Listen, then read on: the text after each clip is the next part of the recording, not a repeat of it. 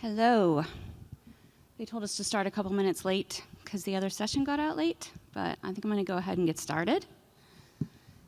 So, welcome online and in person.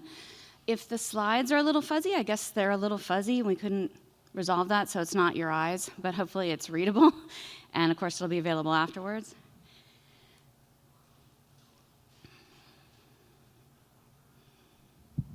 So, to quote myself from the description of this session, when most people think of voice bio, it sounds a little scary.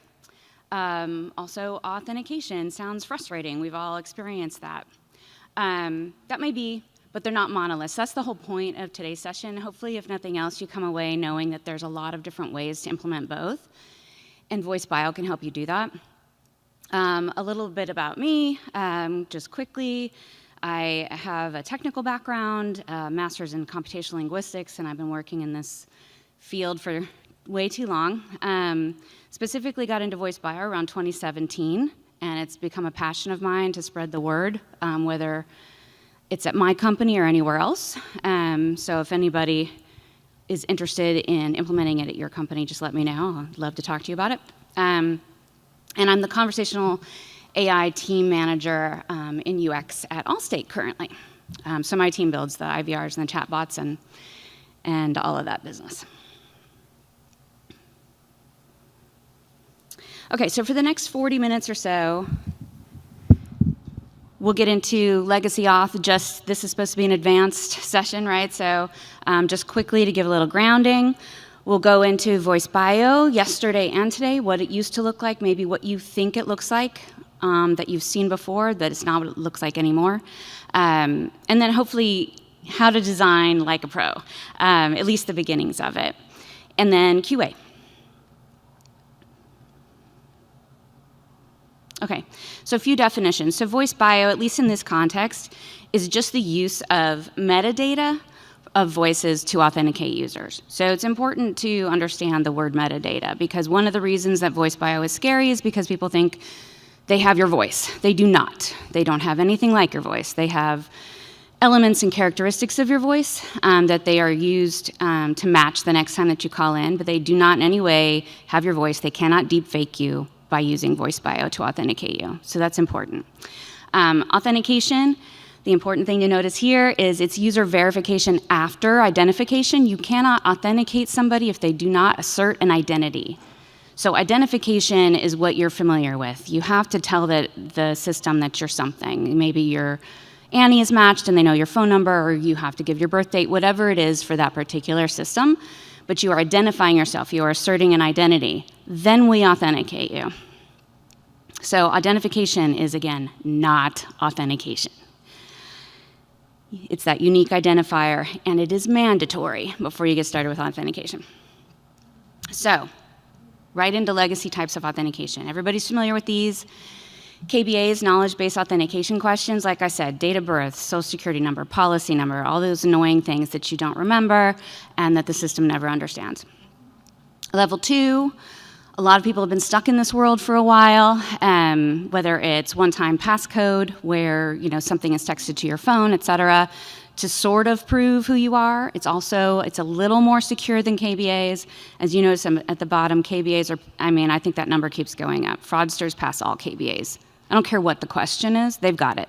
If they've got one answer, they've got all the answers. So if your security department is saying, well, we'll ask these 3 questions, and then we'll ask these extra 2, that doesn't matter. It does not matter. So at least one-time passcode or requiring a PIN, these are things that are tied to you currently. At least it's, theoretically the person who's on the phone right now.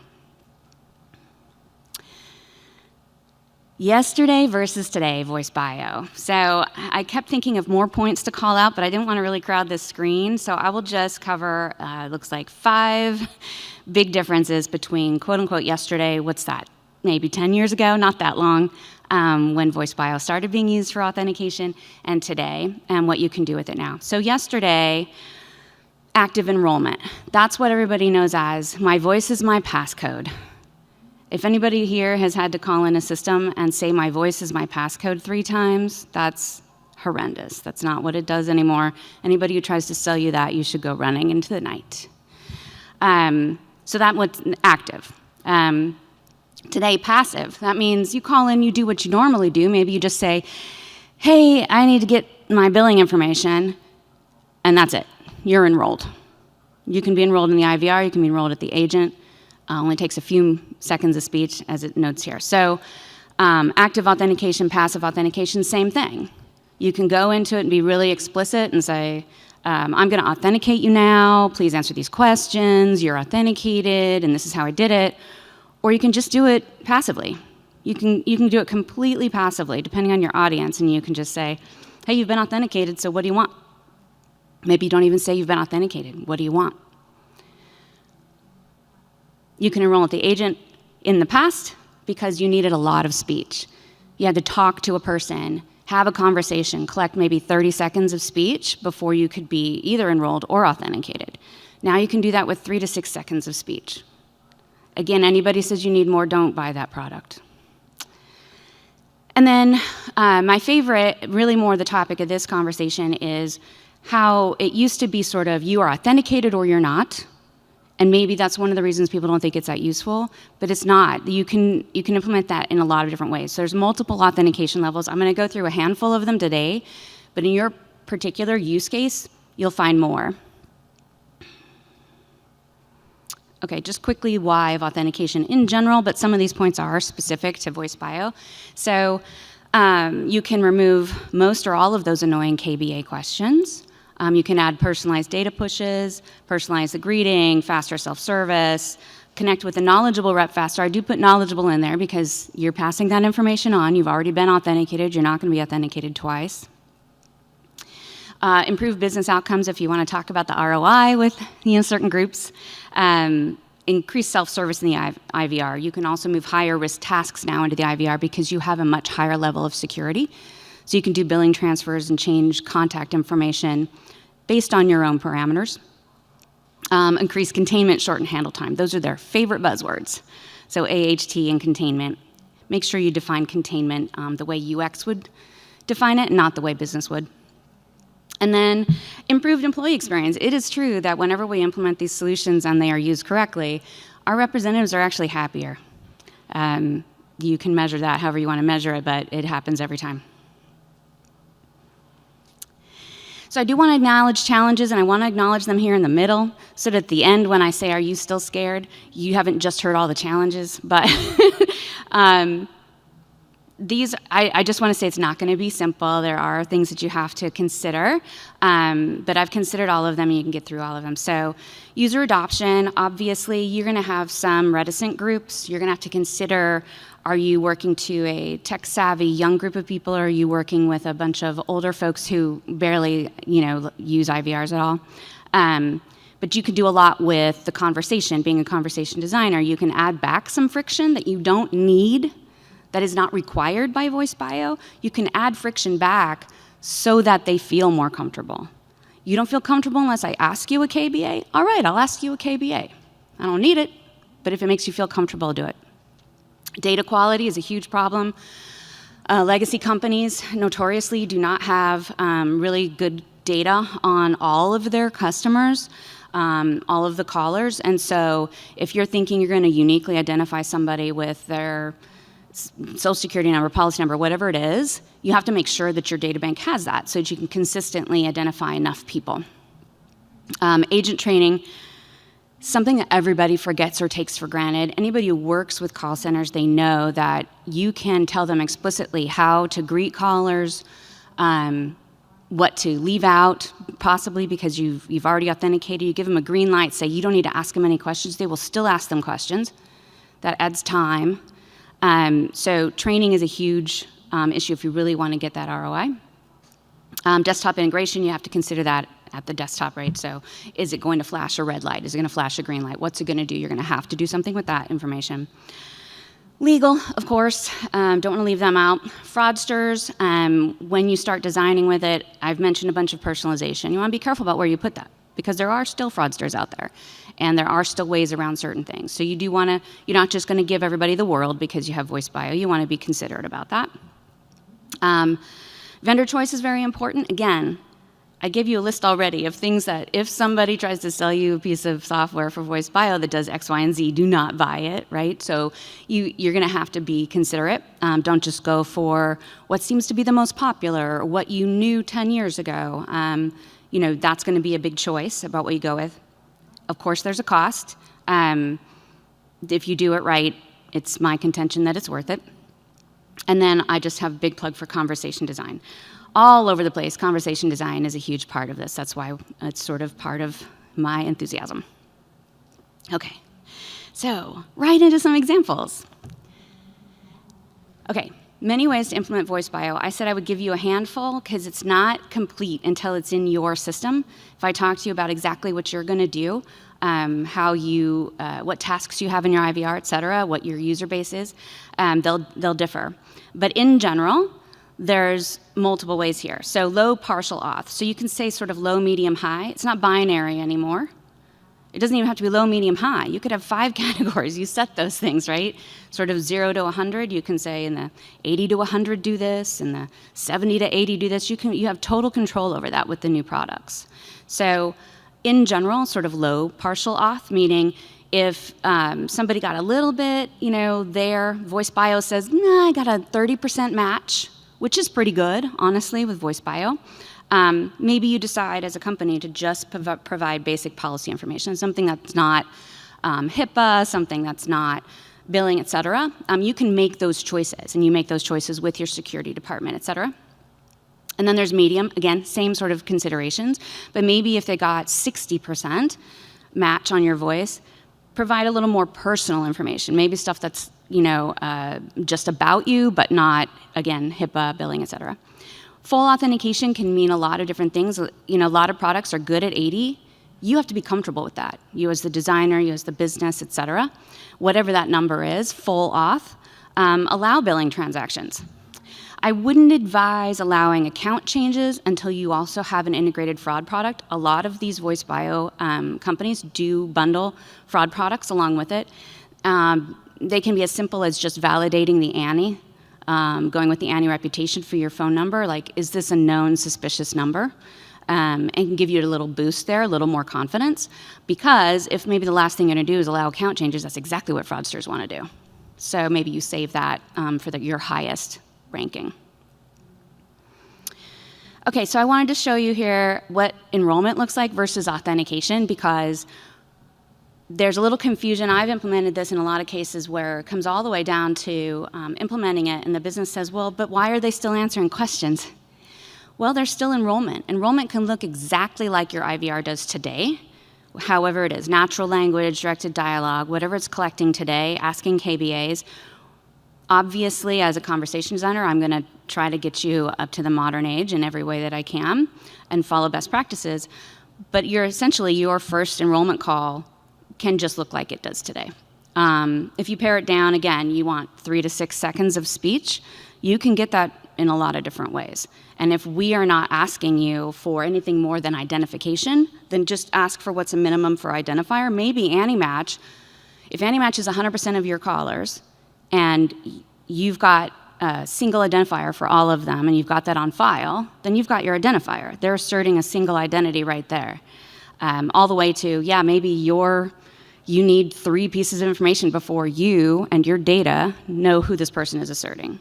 Well, that's a data problem. You can definitely talk to the data groups about how to fix that. But once you've identified them, with 3 to 6 seconds of data, they're enrolled. That next phone call looks like the one on the right.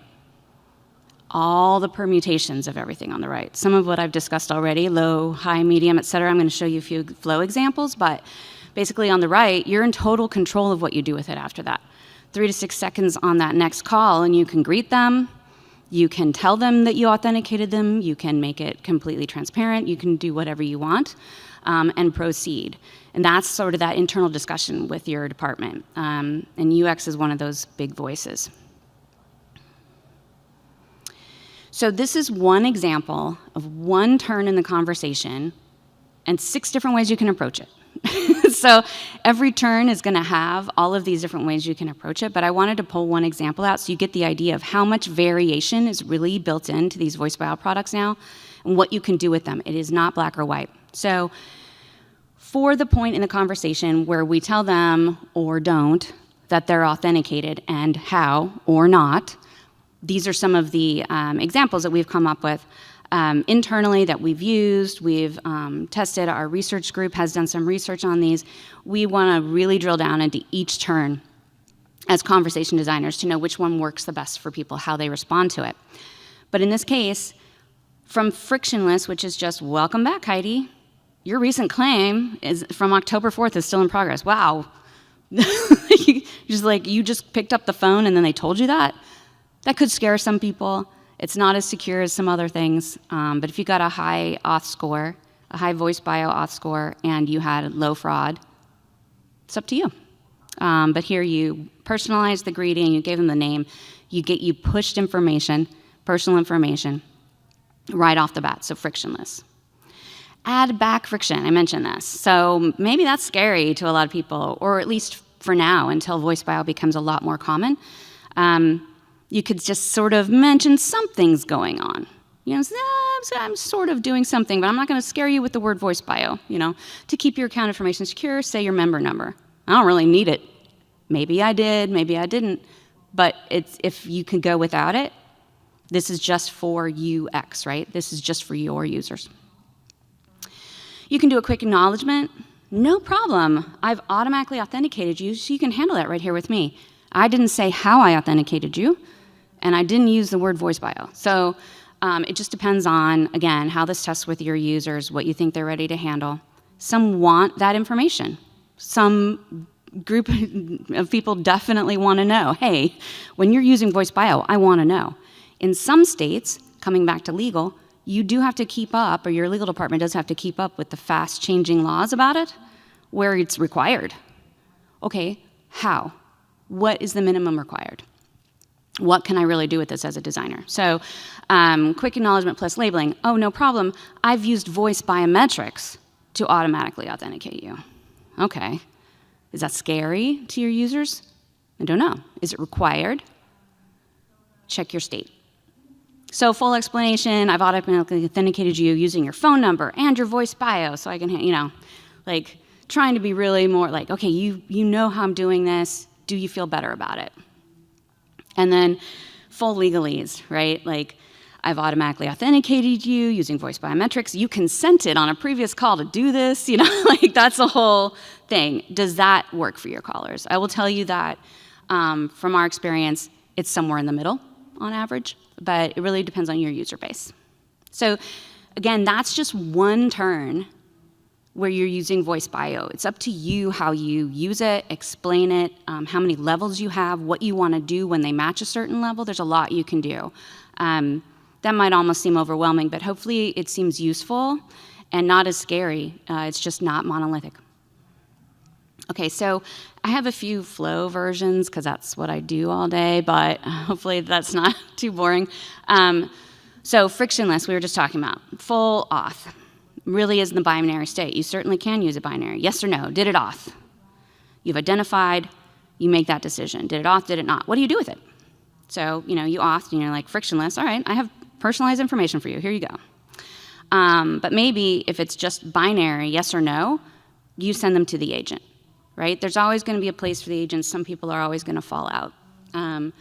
But if you've determined with the business, with legal, with your user base that binary is the way you need to go, you don't trust it, good thing is you can start this way and gradually change it, right? It's not one and done. So I like to call this one second chance auth, but it's sort of that high-low. Maybe you didn't get high the first time. Give me a little more information. Feed a little more data into my voice bio engine and see if you get a better match. That happens on the same call. So get that identity, check that high auth. Okay, yes, same pattern. Whatever you want to do with those frictionless people. But no, maybe you do a step up. Maybe you add a KBA just to collect data. Again, all these permutations are something you can discuss with all your partners to decide what's best for your users. And then check again, high auth or not, right? Okay, so this is sort of more complicated, but I put it in the format of the call center. Because once you get to the call center, what happens? There is still a call center. We're trying to cost save at the call center. Even if they got there, you can still save time and money. So they get to the agent. There's some authentication that pops up for the agent. They know if they were red, yellow, green, for instance, which is a common way to implement that in the pop-ups. So you say, oh, low, medium, high. What do I do with that? How was I trained? And do I remember the training, and am I going to do it? Because no matter how many times you tell them you don't have to ask any questions, they will ask your name. That seems simple, but it takes time, and they don't need it. The UX on that side is a whole different training. So low, medium, high. High, again, we've seen, so nothing interesting there. One additional KBA entry prompt, right? Maybe they answer another question, and agents love to ask those questions. They've got a million different pieces of software telling them all different questions to ask. So they can ask another question. Again, feeds into the voice bio engine. And they can check again. Now they're going to see if they get an updated red, yellow, green. And you can build that into your systems, like how many times you're going to allow them to do that. Probably one, usually. And then maybe you're going to go, oh, they were low. Now I really need multiple KBAs or step-up authentication in some form. And that's, again, just part of the training. It'll just say, if it comes up red, then they have to do this. And you go down that path, right? So ultimately, unfortunately, right, if they keep failing, then what do they do normally? What do they do if nobody passes their KBAs today? They can ask them 18 questions. It doesn't matter if they don't have, 11 of them right. They're going to have to tell them, you're going to have to call back. I can't give you anything. So same thing. And the same procedure can happen in the IVR. I just wanted to show that call center option. And so another point, and I think I've mentioned it maybe once, basically, you can always revert to legacy auth. You put voice bio in, you're not just putting all of your eggs in one basket, right? Like, doesn't have to be that scary. If it doesn't work, if it fails, you can always fall back. I mean, that's true about all of these systems today. You want the happy path, but if there isn't a happy path, what are you going to do? Kick them out? No. You have these backup systems already in place. You can still use them. There's that comfort level. Okay, so does voice bio still sound scary? I'm hoping that it sounds interesting and variable, maybe less scary. And I'd love to hear about any ways you've worked with it, or even just general authentication, all the different ways that I've talked about KBAs, and my voice is my password, any experience people have. I'd be really interested to see, what your experiences have been. I have an appendix full of other slides I didn't know if we'd have time to get to, so I can go to some of that if we have time during the Q&A, but also the appendix will be included. There's more examples and more of the pitfalls and things like that in my appendix, so that'll be included whenever the slides go out as well. So I'm sure we're doing pretty well on time. So we can do questions, and then if any of them spark some of these appendix ideas, I'll just go to one of those. Thanks.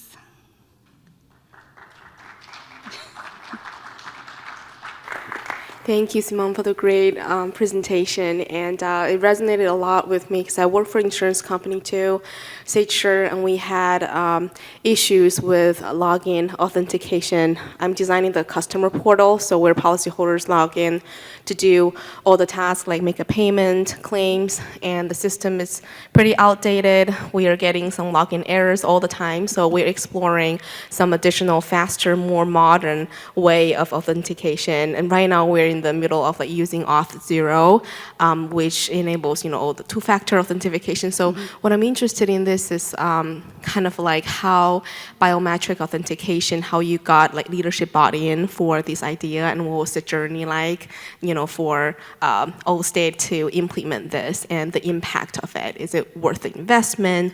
Where is it right now? And what is the future? Thank you for that question. So you're basically asking, what's the journey to get from maybe where you are today with KBAs or one-time passcode to voice bio? How have I seen that pay off, et cetera? So So I've worked with a lot of companies to implement this technology. At Allstate, it's been a journey. It's a big company. I've been there for 3 years, and it's something that I'm crusading at different parts of the company. So we're still investigating. We've basically been in POCs with different companies for that. We've got one-time passcode implemented, and each time it gets implemented in a new IVR, we iterate, we analyze, and improve that. We'll probably choose something from a POC maybe in the next year or so. So really, before I was at Allstate is where I've done most of the actual full implementations. There's one slide, typical results.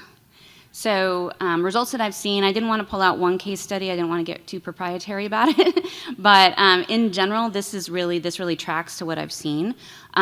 So there's that enrollment time period. I mentioned enrollment. So people have to call in that first time, map to their unique identifier, and give you some voice data.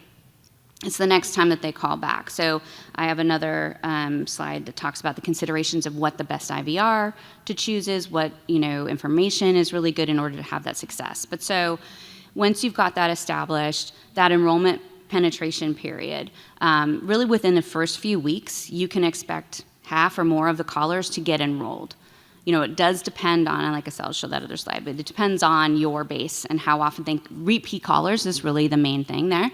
But you can get that enrollment penetration very quickly. You can also get, with those people who are enrolled, you're going to start getting that voice bio authentication immediately as well. So again, repeat callers. If you have a caller base that just calls twice a year, it's going to take you longer to realize that investment. But, I think most of the companies I've worked with are more like people call once a month or more, And then average handling time reduced by 30 seconds on average. Right off the top, it comes right out of there. So if your reps are spending 30 seconds less with every caller, that's a lot of money. So it would translate to whatever 7 cents or 15 cents or whatever a call at your company, you're going to see that immediately. That's the fastest way to it. And so when you're spending that money on the voice bio and then the CTI pop-up at the reps, that's where you're going to see the money back fast. That number. You've already calculated it going into it. And then there can be preventions I've seen hundreds of thousands of dollars in fraud losses prevented. It depends on the way you implement the solution, obviously more if you have a fraud product along with it. And again, those usually come alongside. But even so, when you're voice bio-authenticating people, you are ensuring that your transactions are that much safer. Even without a fraud product, you know that you're impacting that. That's a little harder to quantify. But that's the whole point of this, right? Give people the right information faster and avoid the fraudsters. So that's some of what I've seen.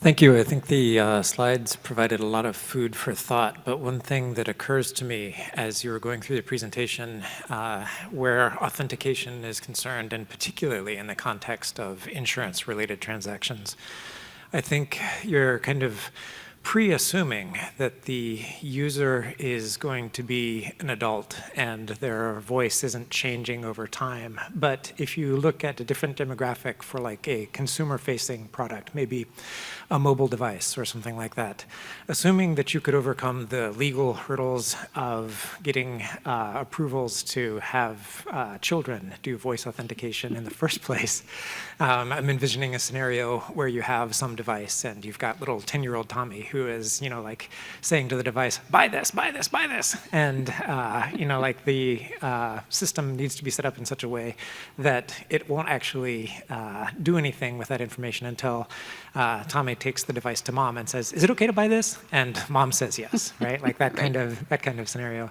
But I'm just curious, like if you were to assume something like that is feasible in the first place, what would the user experience be like in a scenario where you anticipate the user's voice changing over time? Mm-hmm. I'm particularly thinking of like that point at puberty where people tend to have a different voice from the one they had in childhood. Mm-hmm. Is there any information about that? Yeah, no, great question.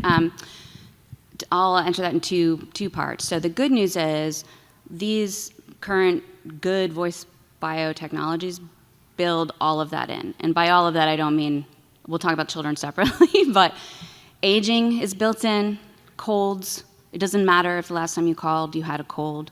The metadata around voice bio is so good, it still knows who you are, and it still knows you're not somebody else. It still won't confuse you with somebody else. So there's a lot of that already built in, those changes over time to somebody's voice. Also, part of the reason for that is because every time you call in, we're getting more voice. So we have a larger database to compare it to. Of metadata, again, not your actual recording. So that's kind of how, over time, and the old ones get discarded and the new ones take that place. So that's one way that we do handle changes in voice. I think it's an interesting question, sorry I didn't repeat the question, about how changes in voice, particularly if maybe it's puberty and a child gets the phone, how can that be handled? And I think it was a really interesting way you phrased it at the end, was sort of really from the UX perspective of how you might handle that. So you hit on it, there's legal issues, et cetera, but say it could happen. So if a child's voice is enrolled in a Bluey app or something, right, then again, for everybody who's designed that inside UX, business, legal, they've already decided what a 10-year-old is allowed to do on their app. And when he calls in and gives an identity and starts speaking, he's allowed to do those things, right? So if buy something is not one of those things he's allowed to do, then he can't do it, because his voice bio will, the internal workings will all say, they'll be like, oh, he matched. What is Joey allowed to do? Not buy stuff. So it's kind of those internal business rules that you build in as well. That's why it really takes, all the partnerships in your company to really do this right. We're advocating from the user perspective, so we're like, well, how do we tell little Joey nicely so he's not mad at the Bluey app that he can't buy stuff? Hey, is your mom around? I don't know, how you might handle that. But so I think, does that answer us from the two perspectives? If anybody's worried about changes in voice, will it know me, 20 years from now? Or if I had a cold, or if I had COVID, yes, that's built into this technology. Again, ask that question if you're buying this software. And if they say, I don't know what you're talking about, or if they don't tell you that it does that, don't buy it. Because there's still some old legacy sort of voice bio, and they're just skating on their reputation and people's fear, honestly. And that's part of what I'm trying to evangelize about. Does that help? Yes, thank you. Yeah.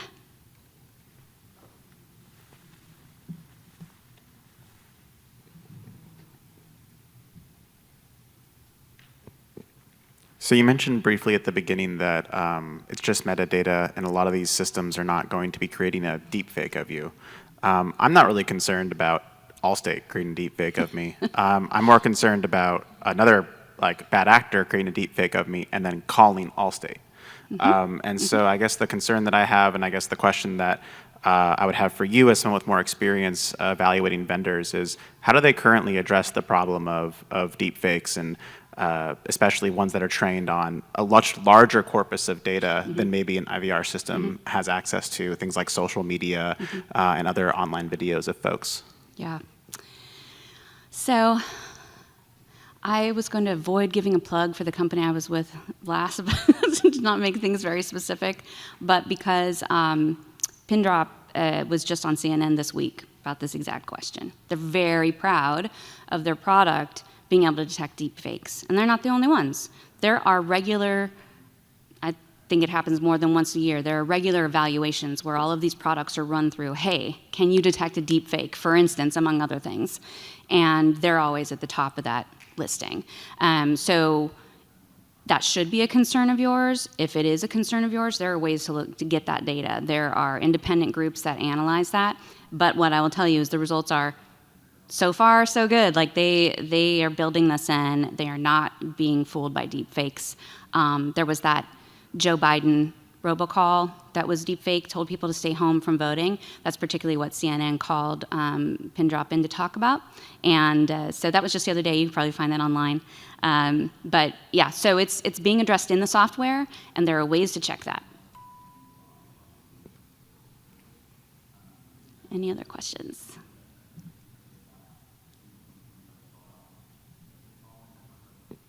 Okay, well, thank you. Like I said, I do have some other slides in the appendix. You'll get that with all the others. But I appreciate you being here. Thanks to everybody online, and have a good rest of your afternoon.